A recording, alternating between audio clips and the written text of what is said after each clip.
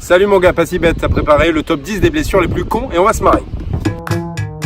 On est en 2012, le joueur de Valence, Banega, va faire un plein d'essence. Mauvaise idée, pourquoi il oublie de serrer le frein à main de sa voiture?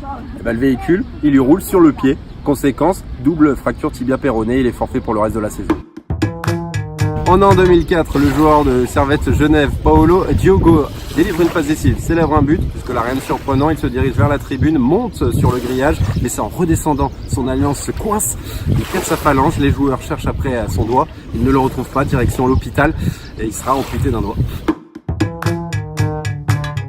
On sait que les sports extrêmes, c'est pas pour les footeux, et David Simon a une passion, la pêche, un sport plutôt tranquille, et il a réussi l'exploit de se froisser l'épaule en sortant une carpe. Julien Escudé était à 2 doigts de signer à Manchester United, mais son transfert a capoté en raison d'une entorse du genou. Bon, il ne l'a pas eu sur le terrain, mais en trébuchant sur son chien dans la rue.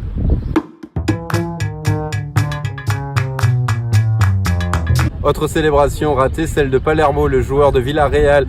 C'est en 2001 face à Levante en Coupe du Roi. Il va célébrer son but, direction la tribune. Elle s'effondre sur son pied, fracture tibia-péroné. Il sera privé du mondial 2002 avec l'Argentine.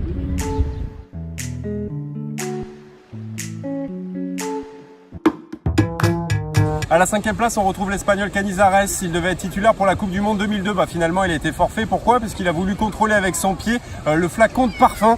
Bon, il s'est sectionné. Attendons.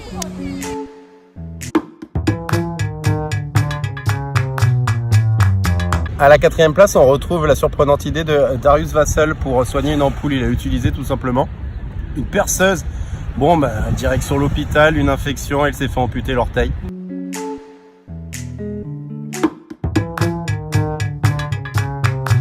Et une blessure encore plus con, c'est en regardant la télé, Rio Ferdinand tranquillement chez lui, allonge sa jambe sur la table basse pendant plusieurs heures. Et qu'est-ce qui se passe? Il a une élongation, il est forfait plusieurs jours. On est en 2004, le sélectionneur de l'équipe de France de l'époque, Jacques Santini, convoque Steve Marley pour l'Euro 2004. Steve Marley trop content à son accréditation, il joue comme un gamin avec l'élastique. Bon, à force de jouer, ça finit dans son œil. Conséquence, déchirure de la cornée, il fera l'Euro sur le banc.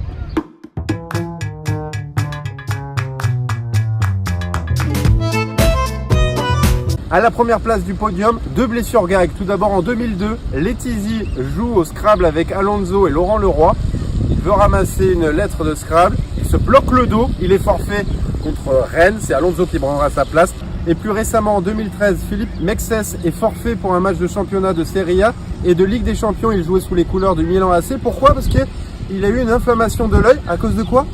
Trop d'UV. Bon les gars, n'hésitez pas à laisser un commentaire et puis dites-moi lequel est le plus con selon vous.